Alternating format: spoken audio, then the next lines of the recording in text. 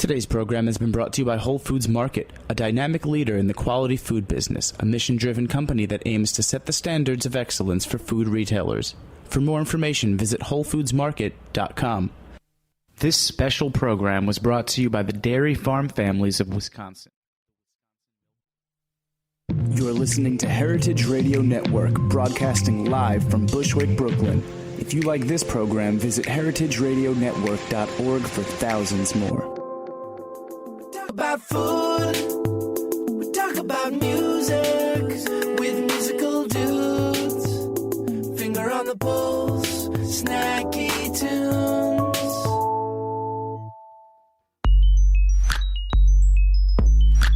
It speaks. It speaks. It speaks. Blue sky. My heart and hands, my feet so nice and warm and toasty. Just a taste, my throat like sand, salt and cinnamon, adrenaline and fear. Ground is frozen with big red checkers. Saw a straggler, his eyes were bleached white. Heard it speak, fur and daggers, just an empty belly in the empty night. It speaks. It speaks. We've got a smell and temperature. There's a soul left in our powdered bone. You're tired, mouth breather, with an angry belly dragging like a stone. It's wicked like a snow. Can't see my shoes melt. Can't see my breath, can't see my eyes. Play like light. What you do is stare into the lens. There's something there. Can't find it, never alone.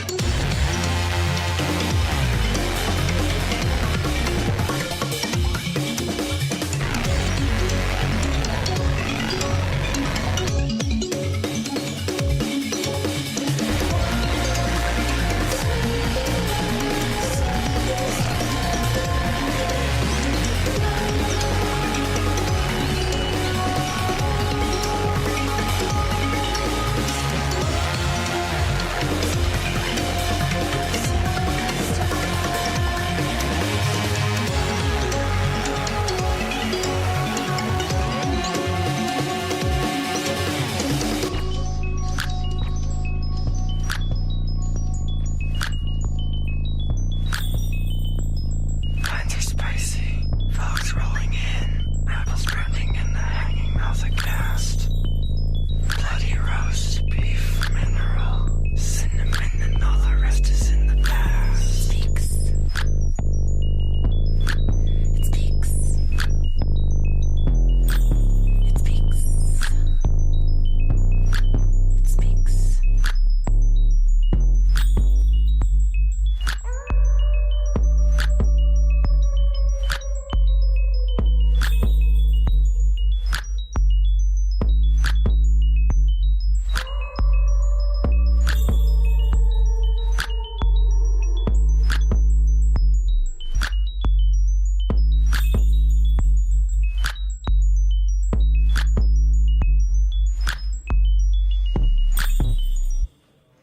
All right.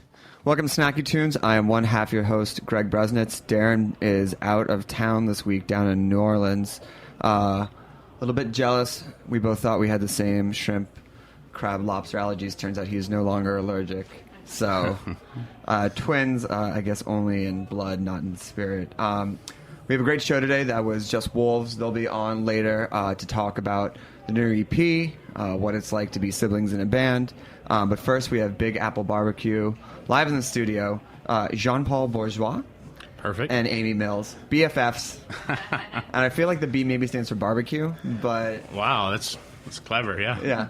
Or BBQ BFFs. Exactly. Something like that. BBQ family for sure. So 12th year, congratulations. Yes, sir. Why don't you give our listeners a little history of the barbecue?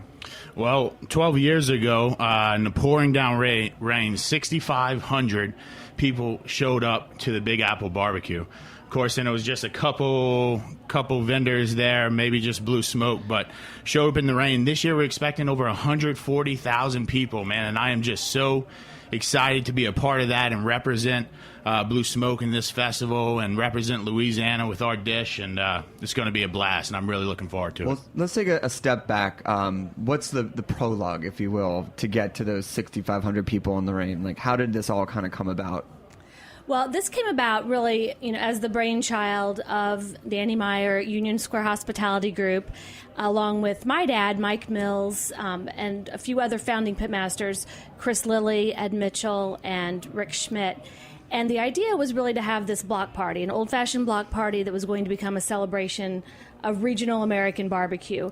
And really the best of barbecue from Texas, from North Carolina, from Alabama, from Southern Illinois, and then from New York City itself, all set up outside and just decided to share some barbecue. And we really had no idea who would show up. We knew when that torrential downpour came and no one moved, they just put the umbrellas up and they stayed put, that we were on to something. And what was the state 12 years ago of New York barbecue? I now know that we're in a very good time where you can get, arguably you can get decent barbecue in New York on a regular basis. But where was it 12 years ago? Well, I mean, I think Blue Smoke, maybe one other person was doing real wood-burning barbecue. And like Amy alluded to, inspired by Mike Mills and what they were doing in Southern Illinois. And that's the really true way to barbecue, with real wood, low and slow, your name brand of spices, if you will, and just really creating something special like that. And so I think the state of barbecue was, wouldn't say non-existent, but surely not where it's at today. And why do you think it's evolved in the last 12 years since you think, or what's led to the factors of its evolution in the city? I think there have been several different things. Danny Meyer and Blue Smoke absolutely have paved the way for great barbecue in New York, and they showed that it can be done. Several other people have followed suit, bringing their own brand of barbecue into the city as well. And I think the food media, via the Block Party, I have to give the Block Party a lot of credit, because we've been able to really entertain and get to know media in what is arguably the media capital of the world, and really, show people sort of our own brand of hospitality. They became more interested in writing about it. And really now, I think, pitmasters are sort of like rock stars. The media treats them like that. When we walk through an airport or we walk through a festival, when I'm walking with my dad, it's like walking with Elvis. We cannot take 2 steps without somebody wanting to reach out and touch him or, have a conversation. He has just as many trophies as Elvis, I tell you that. Have you seen that collection? It's unbelievable. So Which one do you think he's most proud of? Oh, that's a good question. I'm not quite sure. I think he's just as proud of the very first one as he is the very last one, and Wow. he hopes to keep adding more. That's awesome. It's been a ride, I think. Now, it's like cooking to compete different than just like cooking to serve people? Like, are you like prepping in a different way when you're putting a dish up for a competition? I'm going to leave that one to Amy, too, as she has definitely educated me on that side of barbecues. I've never been in a competition, per se, except with myself.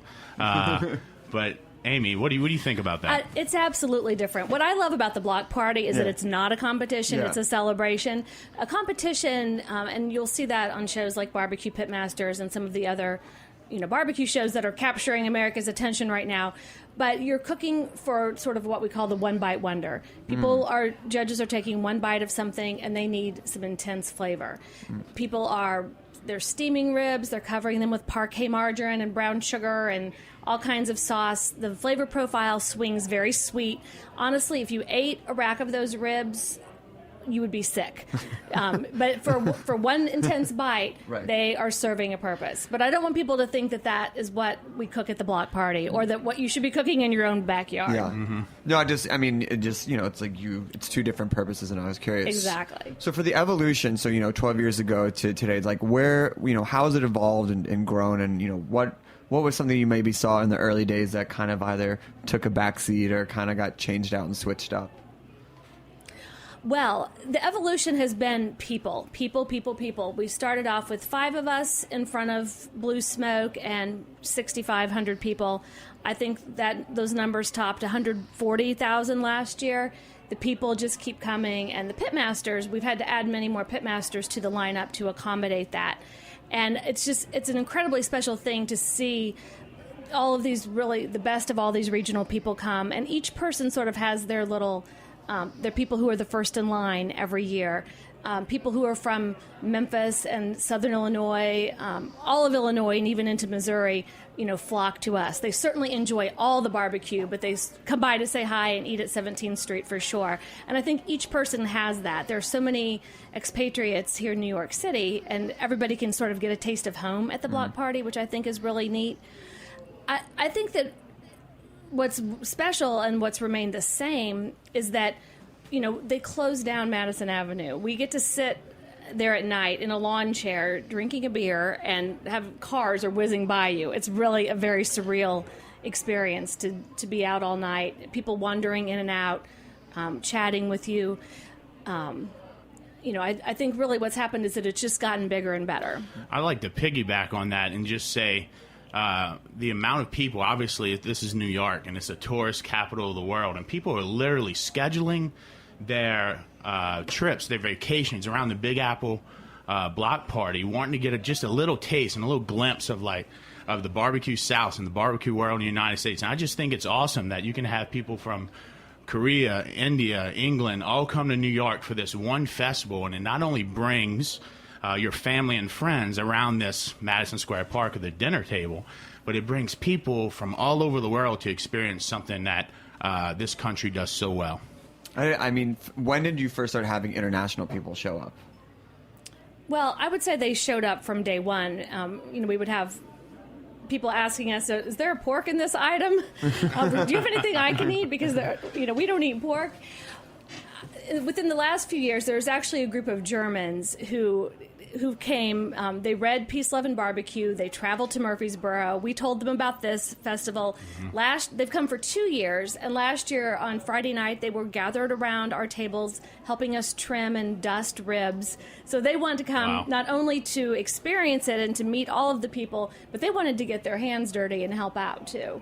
That's awesome. We're going to take a quick musical break, and then we're going to come back and talk about some of the chefs pitmasters, apologize, who will be involved this year, how to best attack it, and just get some more details.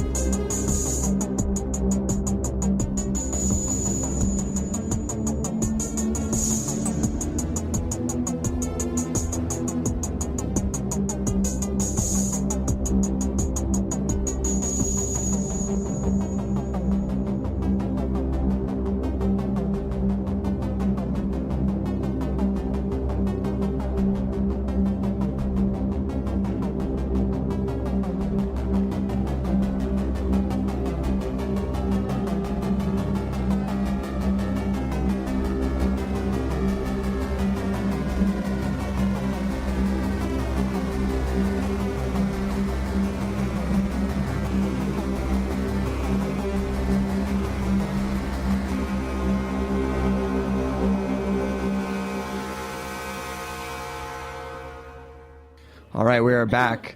12th annual. Big block party next weekend. Well, let's talk about this. How do you select the pitmasters? How have they kind of like grown and evolved over the years? The pitmaster selection, a lot of time goes into that. Obviously, people who are able to travel and have mobile rigs and are able to feed this amount of people, it's a pretty daunting task to serve 6,000 plus people over the course of 2 days. We really have taken a lot of care into choosing the best of regional barbecue. We have representatives from both Carolinas, from Texas, Alabama, St. Louis, Southern Illinois. We're always missing Kansas City. We've had a little bit of difficulty there. But really, and then, of course, a nod to the great barbecue that's happening here in the city to round that out. So you can really get a taste, a culinary taste of the landscape of regional American barbecue. And, these are people who have been around for a while and are just, well known in the barbecue, well known and well respected in the barbecue world. And it's all hand select. There's no like anyone that like puts their name in the hat or like kind of like corners you at some like cocktail party like halfway through the year. That happens all the time. There's Really? not a week that goes by that someone doesn't say, "Can you get me into the block party?" And really, I think the beauty of that is that it's a selected group that represents the best of the best. Right. So. Yeah, I can only imagine. Have any of the pleas worked? Has anyone just been dogged enough that you have let them in? Not to my knowledge. Okay, fair enough. Close circle. That's Well, fine. isn't it one of those things like if you have to ask? Yeah. I don't Right. know. Yeah. Right. Yeah. Good point. So No. how many pitmasters will there be this year? 17. 17. So how are 140,000 people, 17 pitmasters? You do the math. How do you attack this? Like first time going, like what's the plan? 4 years being a spectator, I would go early. You skip breakfast, save room for barbecue, get in the line, be patient as hard as that is, because once you start smelling all that meat smoking and those ribs being glazed and you're seeing everybody working, it's definitely putting up an appetite. But be patient because barbecue's slow and low, and sometimes we got to do the same and just wait our turn. But Exactly. If you're traveling with a group, a great idea is to divide and conquer. Send everybody to a line, have everyone buy X number of portions, and meet up in the park where there'll be the beer tents and music and all the great things that are going on there. I would definitely make a plan of attack, study the map that should be online soon, and see where you want to go. There are certainly some lines are longer than others, so you might want to get into those lines first. And really just slow down and enjoy it. One of my favorite stories that my dad tells, is about looking at these lines and looking at the people and the hustle and bustle of New York and the click, click, click of the high heels. But when everybody gets to the block party and you have to stand in that line, people slow down and they start talking to each other and they enjoy each other a little bit. And he sort of likens that to the bees we used to keep. In order to make bees docile, you have to smoke them. And that's what we're doing in Madison Square Park. We're going to smoke them out. Well played. Exactly. Everyone just slows down a little bit, and that's the beauty of that weekend. And so who are some of the pitmasters that we will be patiently waiting in line for? Well, of course, you have Mr. Mike Mills of 17th Street Bar and Grill, famous for those baby back ribs, and another one of my favorites, the other Mike, and I like to call him Mike and Mike, is Mike Emerson of Pappy Smokehouse. And, of course, you can come see me, Blue Smoke Tent, and get your Louisiana andouille and yellow mustard chow chow. But they're all really great, and they all offer something a little bit different that you can snack on. And if you have that whole platter and you divide and conquer, like Amy said, and come back to one central location with a bunch of beers and enjoy all this different barbecue, it's really something special to happen in New York City. Yeah, we have some, our whole hog boys, Sam Jones from Skylight Inn in North Carolina, Rodney Scott from Scott's Barbecue in Hemingway, South Carolina. We'll have the Salt Lick from Texas. We will have... Love Salt Lick. Yeah, Blackjack Barbecue from Charleston, South Carolina. And then, of course, rounding that out, you will have the New York City powerhouses, Dinosaur Barbecue, Hill Country Barbecue, 2 new arenas this year, Hometown Barbecue and Delaney Barbecue, both from Brooklyn, so representing yet another new wave of barbecue in the city. U-Bonds from Yazoo City, Mississippi are real special friends of ours. And of course, we cannot ever forget to mention the pitmaster, Mr. Ed Mitchell, the most photogenic man in barbecue from North Carolina. Well, I know that you can't pick a favorite, but what would you say that you might be looking forward to? Well, also, I cannot forget to mention Pat Martin with his Western Tennessee style whole hog from Nashville.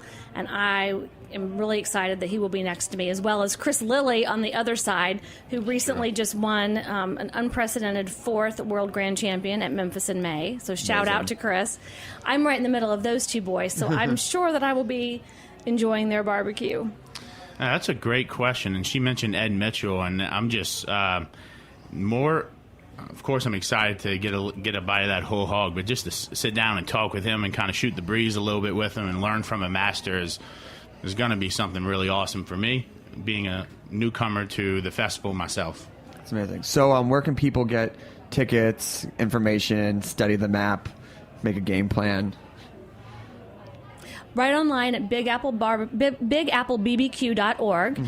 I think there's still a few fast passes left. I would snap one of those up. If you're my friend and you're listening, do not call me next week and ask me to get you a fast pass, because I am unable to do that. I've already called in all my favors for this event, but they're still available. But really, you pay. The fast pass lets you get in the fast line like at Disney World, but you pay at each particular pitmaster's booth. And new this year is that you can buy either a bottle of sauce or rub and a hat at each place, which is kind of cool.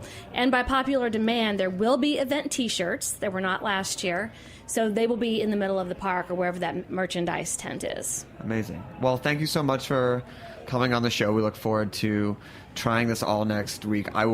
We are emceeing on Saturday, which means that we have to be there at 10:30, so hopefully that is early enough to formulate. Well, you better come at 10 and swing by our tents, and we will give you a little snack before ready to you get start. your hands dirty now. Yeah, okay. Exactly. No, I know. I wouldn't just skate in at 10:30. First of all, it's going to be a throng of people, so you better get there a little early and swing by for breakfast. We have a little VIP tent set up at Blue Smoke, and absolutely, you're always welcome. Oh, thank you so much. All right, well, we'll be there at 8 a.m. Okay. Same at 17th Street. Yeah. So come see us both. We'll be near each other, I'm sure. Yeah.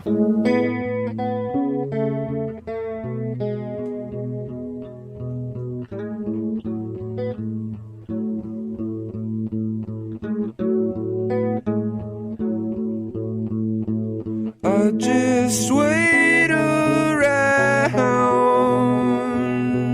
to hear the good news, to hear the good news. I just wait around to hear from you, to hear from you. Are you in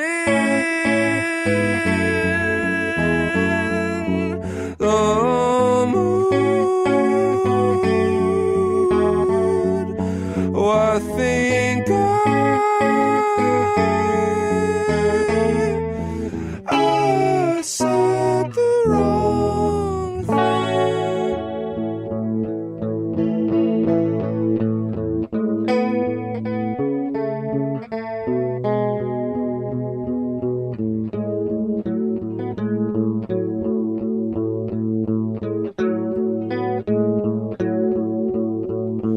Don't know what I do, but I don't wanna be here.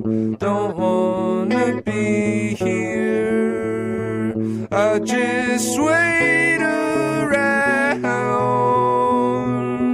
to hear the good news, to hear the good news. If you want to be on your way, well, you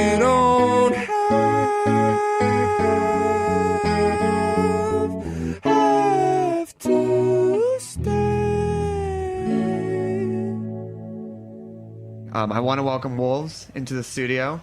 Hi, Hello, guys. you three gorgeous people. We were gorgeous yesterday. Yeah. Once we were gorgeous. Yeah. Do you want to go around the room and introduce yourselves to the lovely listening audiences? Well, I'm the youngest of the group. My name's Louis Fallow. I'm the drummer. That's Lewis. Should I put headphones on? Oh no, they're not working today. Can I do it just for looks? You can do it just for looks. Yeah. You can do it just for It looks selfies. great for radio. Yeah, it's a good radio look, which is a catch-22. Honestly. I'm Elizabeth Vallow.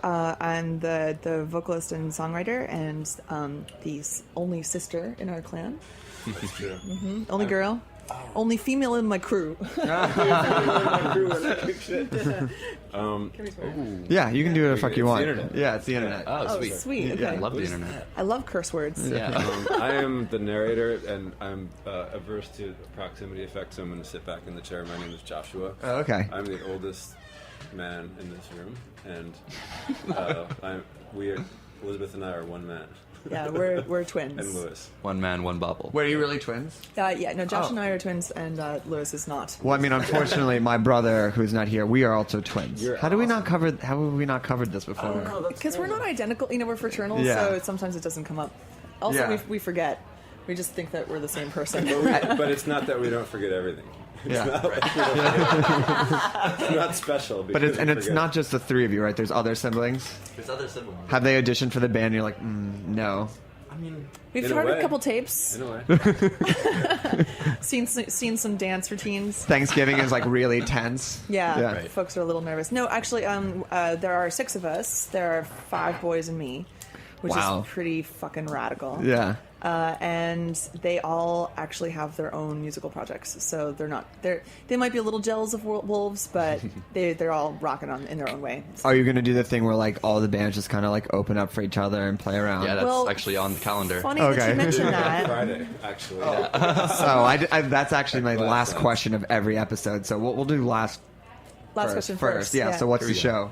show? So, June 6th at Glasslands. It's not going to be all of the family bands, but it will be Silent Fangs, which is actually Lewis on drums, and then his older brother Jamie Okay. on bass, and a fabulous girl called Jess Ledbetter, who has sort of a unicorn pink mane of hair and sounds like PJ Harvey. yeah, that's Right. accurate. And their band is fabulous. And then we are playing next, and then Josh's girlfriend is Ann Courtney, who's the powerhouse, bone-grinding lead singer of Motherfeather. Basically just like a hot, glam Ozzy Osbourne. It's like the Okay. most exciting rock show in New York City. I've That's seen amazing. a lot of bands, like Most of them. big bands, and Yeah. this is my favorite band to see, like agnostic. Really? Time and time again. So Yeah. And like every artist that I work with, Yeah. I'm like, so nice to meet you. If we're gonna work together, you have to go check this band. Like, and you have to like, and you just wait for if they like it, we can work together. If not, No, I don't care if they like it. Oh, okay. So they just have to It's go and less of- take it's- notes and then come back. It's cool. Yeah.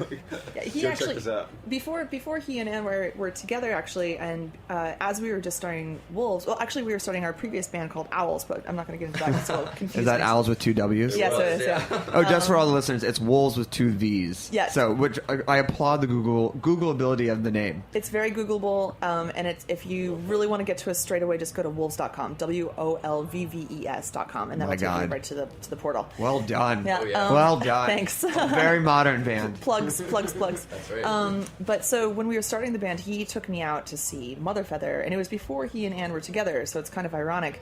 And one of the reasons We why, didn't even barely know each other. yeah, no, I mean they were like sort of courtesy friends, and the reason It's a why courtesy is friend. just like hey, No benefits. Okay. yeah, no benefit. It's really good. You want some of this? I want some of that coffee. Yeah, thanks. Coffee tastes amazing. The reason why he took me is relevant to a conversation about wolves just generally, though, because basically she just like leaves everything on the stage every single show, completely fearless, There's like blood everywhere. hugely dramatic, incredibly entertaining, and the point is that a lot of bands go up there and they plinkety plink, and it's like, oh, hear me spill my guts on stage, and sometimes it's really lovely. But generally, I would say there's room for more entertaining Or they do things in shows. quotes, and it's just like this Yeah. is the TV version of the idea that we were thinking about doing, and there's no actual Well, so we were in Detroit last weekend, and there's like actually totally blood everywhere in Detroit. Like, and so that's the way that show is. It's just actually there's real danger. There's real Right. Like you don't know what's going to happen. And things are being born and dying like right in front of you. And there's how did owls evolve into wolves? died. Yeah, it totally died. Originally, owls had one other brother, the one right above me, named Shapes, playing guitar, and Joshua was playing bass. Amazing. On an electric guitar. On an electric bass guitar. Yeah. I was also playing synthesizer on a Fender bass guitar. Also true, yeah. But I mean, long story short, like Lewis and I actually started DJing under the name Wolvves together, and then we were like, oh, we should make some tracks. And then we started making tracks with Josh because he's the most brilliant producer we know. Right. And we were like, oh, wow, this is a band. Like, this is actually something really special. And it's pretty wild. Like, the three of us have one of the most seamless creative processes I've ever encountered. And it's not guaranteed just because we're siblings. You know, like, it could actually be worse in some cases. Way worse. So, yeah. I've never seen it. Because they're like, oh, you don't like that note? Yeah, that's because you fucked me up like 10 years ago when you like stole my bike. Well, and also there's like no filter. Like, you're not afraid to be like, hey, fuck you, man, as opposed to like the courtesy of like a that take sucked. Roll it back. You never do the dishes. Actually, that's my job. No, I'm the worst. I just like run my fucking mouth and like it's the worst. It's the worst thing ever. No, it's great. And what is the creative process between the three of you? Oh man, it's really organic. Most of the time one of us shows up with like a super broad concept and we all get super stoked about it, and then we just like kind of pick it apart instrument by instrument, or just like feeling by feeling. Yeah. And then eventually we kind of just land on it, and it develops in the live show every time, because Josh has made it a point to kind of have it more candid, and like you can really phrase however you want it.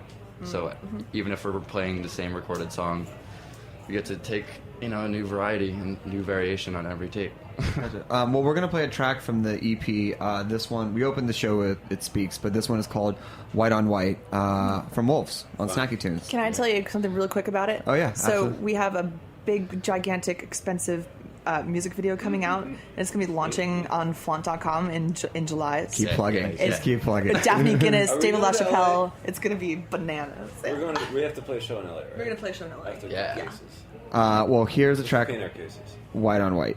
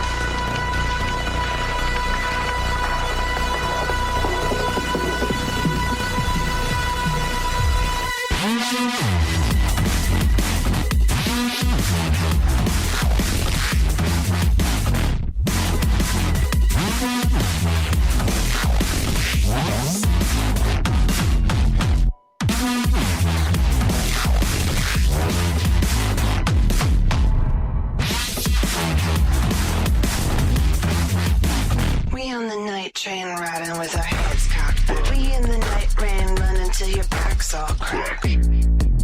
You got those fever chills. We eating just for thrills. Run those little feet of yours until your lungs are pitch black. Escalade filled with hot roast beef sandwiches. You got a first aid kit with no bandages. Our teeth are lucky dogs. You're eating ice and rocks. snacks. We white on white, eat fluffing pillows with the fishes. Summertime is hot and living is so easy. We picking teeth, we shooting skeet, we looking sleazy. We got a T-bone steak, cheese, eggs, and Welch's grape. Love the little creatures just like Francis of Assisi. Wild turkey, catfish, red grouse. We don't use cutlery, you're wearing bows like Minnie Mouse. We don't have feelings, we don't use ceilings. Where you gonna run if the entire night is our house?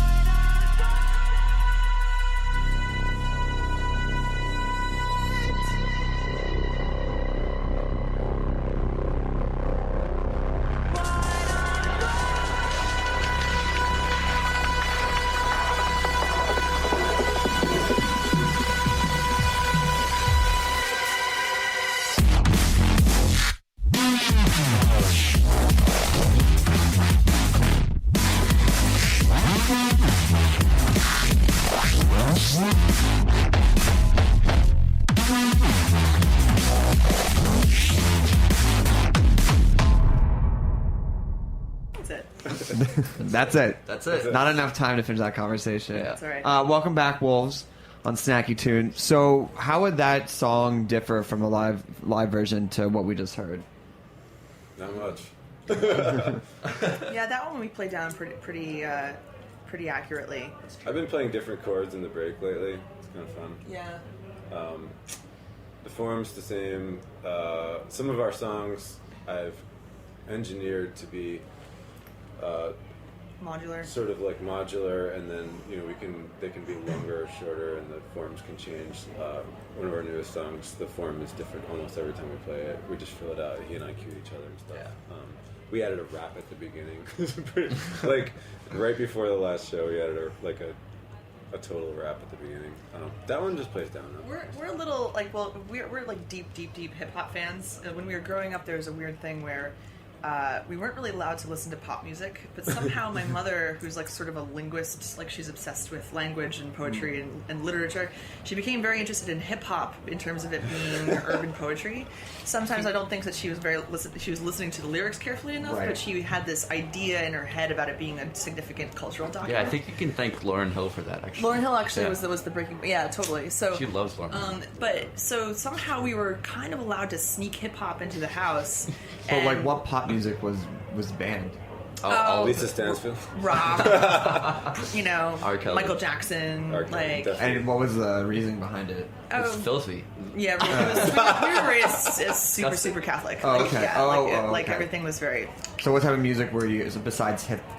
Wait. So we listened to classical music Okay. and classical music, jazz, and hip hop. Well, so nobody knew what those guys didn't know what classical music was. Yeah, that's totally right. true. Like our parents actually didn't know what classical music was, and I thought it was easy listening. They had like in the '80s, my grandmother used to listen to like an easy listening station, and it Yeah. was like Mantovani and like 101 strings, and I thought that was classical music.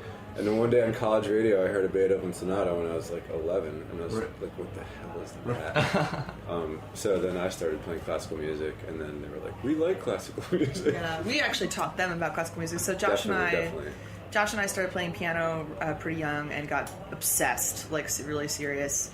I started playing violin later and cello and stuff like that. I bought my own piano because we were fighting over the piano. got his own I piano. went on the penny saver and bought my own upright piano. Yeah, totally. Favorite composer? No. None? No. Yeah. Not fair. Not fair? Okay, Yeah. top like one of favorites or like. I go for like top 5 or something. Yeah, we'll I put mean, top like, 5, but we won't pick a place. Like Scriabin, Chopin, Prokofiev. Prokofiev, Rachmaninoff. Yeah. Okay, Russians. I don't know. Yeah. Beethoven. I mean, but Beethoven. Come on. Yeah, you can't- What about Bach? You never forget your first. And Mozart for voice is everything. you Mozart know? for voice for piano. That's true. Yeah, voice piano. Mozart slow movements. Richard Strauss. I used to, when I was in college, I used to get one of my Hashtag sopranos Richard that I Strauss. used to accompany and to sing the top line of a slow movement of a Mozart sonata or concerto that I was playing, so that I could hear the way it would be sung by like a singer. Amazing.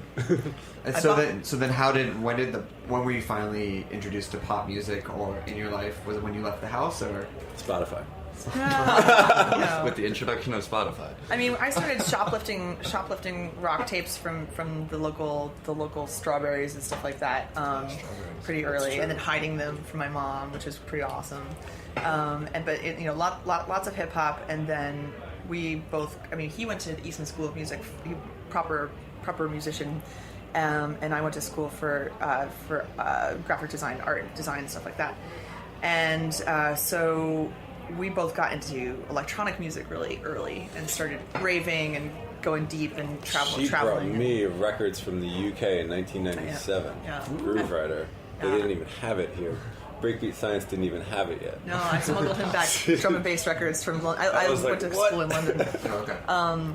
So, I lived in London for a couple of years and got really, really deep into the drum and bass and techno scene, and just, personally, and then, tried some DJing and met DJs and got into that. But, so it's kind of interesting. I think that the convergence of those three musical disciplines, and to this day, I mean, we still, are out. We're definitely out there listening to electronic music and dancing and hanging out with DJs all the I time. got kicked out of A-Track last night. Yeah.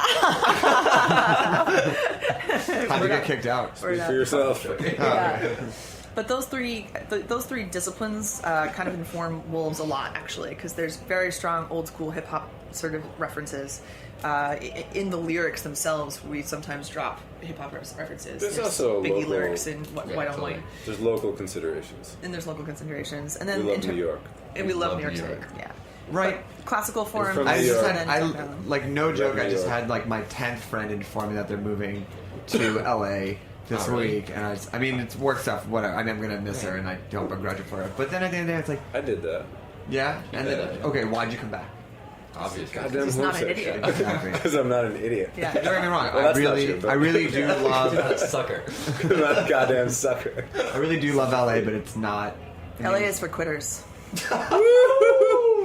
I had a great time vacationing in LA 2 weeks ago. Yeah. Oh my god.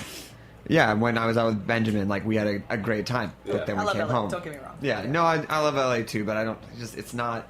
Not for every day. It's not for every day. No. I don't know if I could do the driving. I think it's the driving. Cool. Okay. LA is really good if you want to go out and get fucking spooky.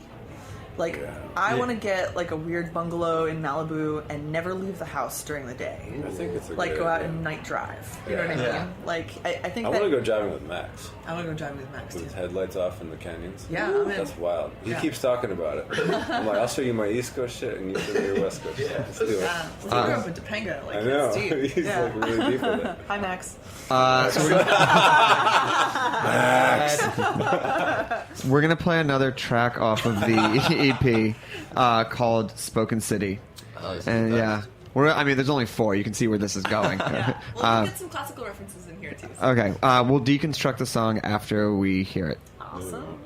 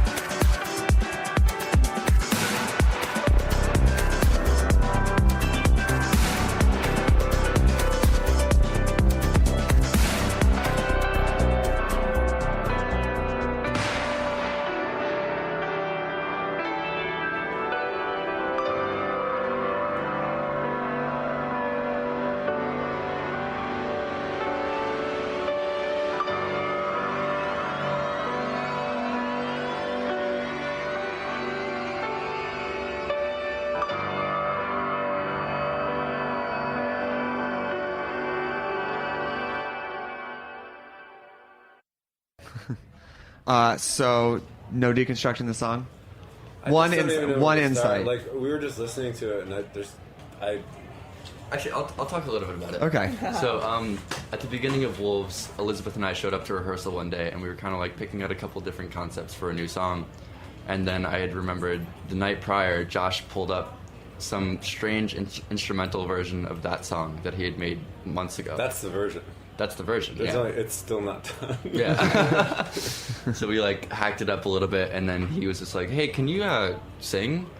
And I was like, "I mean, Oh, not right. really, but I can sing That's the him. note." Yeah. Because I sang on it originally, like I tried, like I just voice sounds terrible, and I was like, dude, you have to like re-sing this part because it sucks. Yeah. So I was just like standing in his living room, just like shouting at nothing for a little while, and then that's pretty much how the song was. Nothing wrong with a little good shouting at nothing Yeah. session. But then I reamped his vocal through a little practice amp that was in the piano with the pedal held down, and I had like room mics, so like the vocal played back into the piano with the pedal down and activated all the strings in the piano. It's sort of like a piano. It's like a piano concerto that I wrote for myself, and it's like I built like a crazy sampler instrument out of like I played like 90 different chords on the piano and made a sampler instrument and then sequenced that like a drum kit, and then like played piano a couple times over the top of that, and then just like threw tons of paint on the wall, and I was like, I don't know what the hell this is, but then like, oh, and you know what's crazy about that song? This is like the craziest thing about that song. I did the whole song, the thing we just listened to, I did it, and I like, whatever that is. Then like a few weeks later, I was sitting on the train. I don't really take the train very much, but I was scrolling through my voice memos on my phone, and I heard a sketch of the song from several months before, and I forgot that I wrote it twice basically. So like it's like a voice note sketch of that exact song, That's so just crazy. me at the piano, and I'm like singing and playing like 30-second song or something. So it lodged in your own subconscious. Forgot about it, yeah, and then I wrote it again. So It's like a zit. It's like a goddamn zit. Just keeps on coming back. do you guys have like a pre-show ritual? Not really. Yeah, Actually. fucking go crazy. Yeah. Yeah. Normally. Yeah, Normally we show up late and then get as drunk as possible in the 5 minutes that we have. Yeah. after setting up. Yeah, I have a little bit of a thing. I tend to actually do proper vocal warm-ups. You have to sing. And I usually have something real crazy on my head or around my body or trailing behind me or something like that. Yeah, in Elizabeth terms of always costuming. dresses up. So I take some time to practice moving around my costume. Got it. Because I've definitely been in situations where I'm wearing like some crazy rice patty hat with veils over it, and Yeah. I'm like, wow, I'm gonna fall off the stage. And my costumes come off in layers too, so I usually do like a quick stripped down version. I'm like on and then everything off and then back on, just to make sure it's actually gonna work. So smart. And sometimes it works and sometimes it doesn't, but hopefully it's fun. Besides Glassland on the 6th and the video release, any other plans for the summer? Yeah. Northside Festival. North- Northside June Festival. 14th. Yeah. Where are you playing? Which venue? Oh, Shoot, it's I in don't- Williamsburg. It's Spike I Hill. think it's Okay. Spike Hill, yeah. Oh. We're playing the Deli Magazine showcase Oh, for cool. best, Love those guys. best emerging artists. Oh, Yeah. amazing. Uh-huh. That's We're awesome. Playing late too, so I think we're headlining. yeah. And It's there's like an after party 11:45 at the set or Dragon. something. After party at the Dragon. And then we're DJing for you guys. Yeah. Oh, Oh, yeah. Yes. Barbecue party. Barbecue party. Tickets are now on sale. You can go to Snacky Tunes Twitter and it should be up. But it's Barbecue Blowout June 2014. .eventbrite.com. It's on the 10th, right? It's on the 10th, yeah. We're gonna drop Outstanding. Yeah. Oh yeah. Well, That's a good idea. You should play like a gonna- soul set. I'm gonna play like That'd be the amazing. thing. Yeah. Or you can. and we have food from Bunker, which is an amazing Vietnamese Oh, restaurant. great. Yeah. Yeah. You guys get plates of food, That place beers. is fiends. Yeah. Like 8 banh mi's. Yeah, they haven't told what the menu is yet, but people usually generally step up.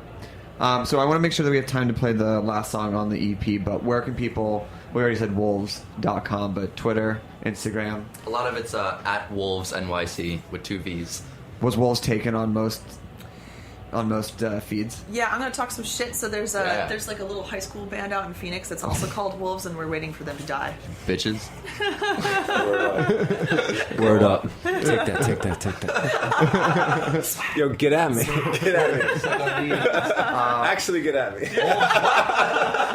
Sorry, No, that's fine. I mean, they're young. They don't know any better. it's not gonna They work. might. Yeah, I It mean, doesn't matter how old they are. yeah, They're probably older than me. yeah, Everybody's older than me. It's not gonna work out for them. yeah. Sorry, guys. Yeah, Bye, guys. We're gonna show you the bleakness of life, and then give us back our Instagram handle. Oh yeah. All right. Well, thanks for joining us. Yeah, so much for having us. Make sure to check it out on the 6th, and then make sure to check out the Big City Apple Barbecue City Block Extravaganza. Yes. And then here we go. This is A Breath Away Beautiful. from your debut EP, which is out now on Bandcamp.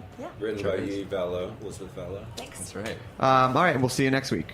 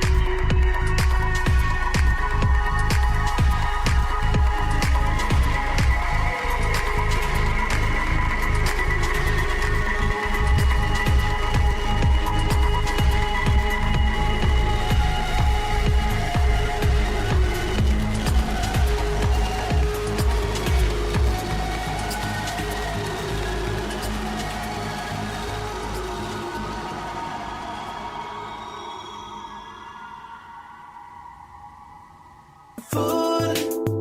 We talk about music with musical dudes. Thanks for listening to this program on heritageradionetwork.org. You can find all of our archived programs on our website or as podcasts in the iTunes Store by searching Heritage Radio Network.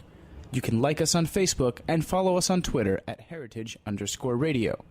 You can email us questions at any time at info@heritageradionetwork.org. Heritage Radio Network is a non-profit organization. To donate and become a member, visit our website today.